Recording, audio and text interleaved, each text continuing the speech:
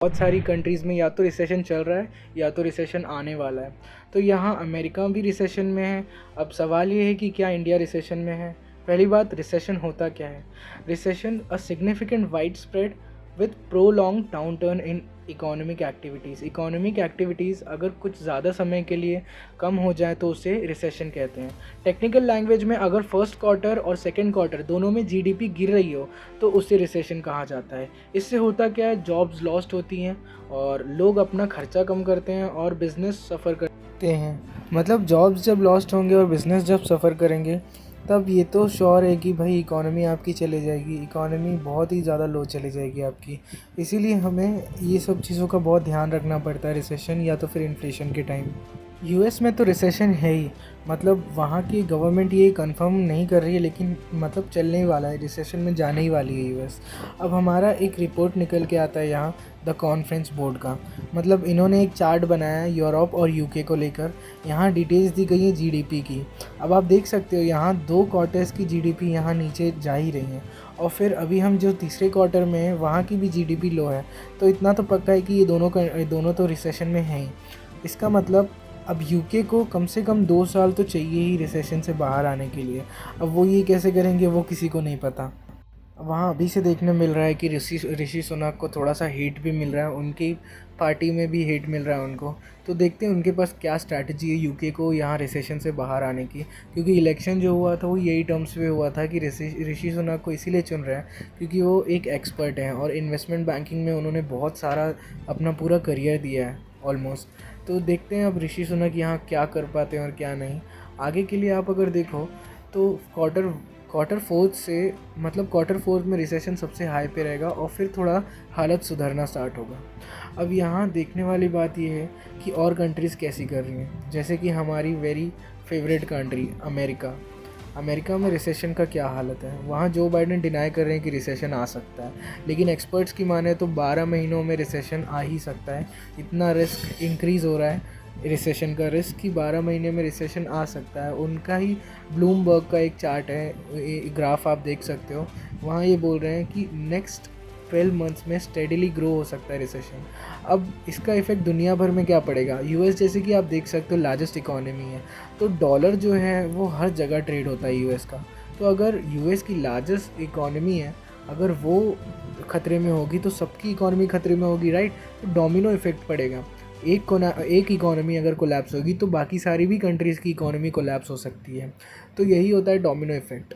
अब ये जो डॉलर है ये यूनिवर्सली ट्रेडेड है, तो इस पे भी करेंसी पे इफ़ेक्ट पड़ेगा, और फिर अगर ये ट्रेड पे भी इफ़ेक्ट पड़ सकता है, बहुत लंबा इफ़ेक्ट पता चलेगा। डेटा से ये भी पता चलता है कि कुछ कंट्रीज़ है जहाँ पे रिसेशन का इफ़ेक्ट बहुत ही ज़्यादा सीवियर होगा, जैसे कि जर्मनी, स्वीडन और यूके तो ऑलरेडी रिसेशन में है। UK being 6th largest economy recession में है, और 2 साल तक इनका कोई चांस नहीं है कि रिसेशन से उभर पाएँ। अब उन्होंने नया प्रेसिडेंट जो इलेक्ट किया ऋषि सुनक, हो सकता है उनके पास क्या स्ट्रैटेजी है, देखते हैं।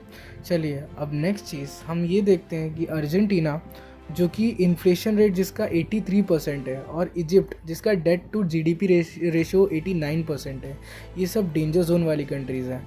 और इसमें से वर्ल्ड की कंट्रीज जैसे गाना, नाइजीरिया और पाकिस्तान और श्रीलंका, इनको तो एकदम बच के रहना चाहिए ये सब चीज़ से, क्योंकि यहाँ तो रिसेशन आने ही वाला है। अब श्रीलंका क्या क्या हाल है वो आप देख सकते हो, पाकिस्तान भी बहुत ही खतरे में है। अब हमारे गवर्नर क्या बोल रहे हैं कि इंडिया का क्या सीन है, इंडिया रिसेशन में आ सकता है कि नहीं। तो इंडिया बहुत ही लो रिस्क पे है रिसेशन के, क्योंकि हमारा जो वर्क फोर्स है, जो यूथ है हमारा, वो बहुत हेल्दी है, बहुत एक्सपर्टाइज है अपनी फील्ड में। ऑन द कॉन्ट्ररी ये एक्सपेक्टेड है कि इंडिया और ग्रो ही करेगा, क्योंकि यहाँ फॉरेन इन्वेस्टमेंट इतने आ रहे हैं, सिंगापुर ने इतना सारा इन्वेस्ट किया है, और बाकी सभी कंट्रीज़ को पता है कि इंडिया में पैसा डालना बहुत ही फ़ायदेमंद रहेगा उन लोग के लिए। इसीलिए इंडिया को फास्टेस्ट ग्रोइंग इकोनॉमी भी बोला गया है बहुत जगह। तो इतना तो पक्का है कि बाहर के लोगों को इतना पता है कि इंडिया में पैसा डालना बहुत ही फ़ायदेमंद होगा इन लोग के लिए। इससे हमें क्या है, मतलब हमारे तो चैलेंजेस बढ़ते हैं, क्योंकि ग्लोबल अगर रेट्स बढ़ेंगे तो हमारा भी कॉस्ट ऑफ लिविंग या तो फिर स्टाफ कटिंग होगी, मतलब जो एमएनसीज़ होंगे वो बाहर फेंकेंगे अपने स्टाफ्स को, इससे अनएम्प्लॉयमेंट होगा। तो हमें भी ये चैलेंजेस के लिए रेडी रहना पड़ेगा। अब इससे कैसे टैकल किया जाए, ये सभी चीज़ें हमें सोचनी पड़ेगी। इंडिविजुअल लेवल पे ही ये चीज़ें सोचनी पड़ेगी, लेकिन क्या हमें इतना इफ़ेक्ट पड़ेगा कि हमारा अनएम्प्लॉयमेंट हो जाए? ऐसे में हमें ये देखना है कि हमें कौन सी चीज़ें इफ़ेक्ट कर रही हैं। जैसे हमें सेव करना चाहिए और बाद में आगे के लिए बचाना चाहिए। सेव मोर और स्पेंड लेस, ये हमें मोटो लेके चलना चाहिए, क्योंकि आगे क्या हो रहा है किसी को कुछ पता नहीं है। हो सकता है कुछ ऐसा हो जाए पैंडेमिक में जैसा हुआ, एकदम अचानक ही सब कुछ रुक गया। और दूसरी बात, हमें यही चीज़ ध्यान देना है कि क्या महंगा हो रहा है और क्या सस्ता हो रहा है, क्या सब्स्टिट्यूट हम यूज़ कर सकते हैं। महंगा अगर कुछ है तो उसकी जगह हम सब्स्टिट्यूट क्या यूज़ कर सकते हैं, हमें ये सब चीज़ों का भी ध्यान रखना पड़ेगा। दूसरी बात, हाँ ये बात सच है कि खर्चों को आपको कहीं ना कहीं कम तो करना ही पड़ेगा, क्योंकि कॉस्ट ऑफ लिविंग भी बढ़ सकता है। और क्यों सेव क्यों ना करें आगे के लिए। आज के टाइम में हमें रेलेवेंट स्किल्स की और एक्सपर्टाइज़ की बहुत ज़रूरत है। तो आप अपने फील्ड में ऐसा स्किल जनरेट करो जिससे आप इररिप्लेसेबल हो जाओ। Last but not the least, please ये चैनल को सब्सक्राइब करो। मेरे को 10K तक सब्सक्राइबर तक एटलीस्ट पहुंचा दो, ताकि ये चैनल, आप तो देख रहे हो कैसा कंटेंट है ये चैनल का, ये चैनल को ज्वाइन करो। और टेलीग्राम चैनल का लिंक भी होगा डिस्क्रिप्शन में, वो भी ज्वाइन करो। और हाँ, आउटरो मत मिस करना, बहुत ही अच्छा म्यूज़िक है। मस्त जोक मारा रे, ये हंस रे हलकट हंस।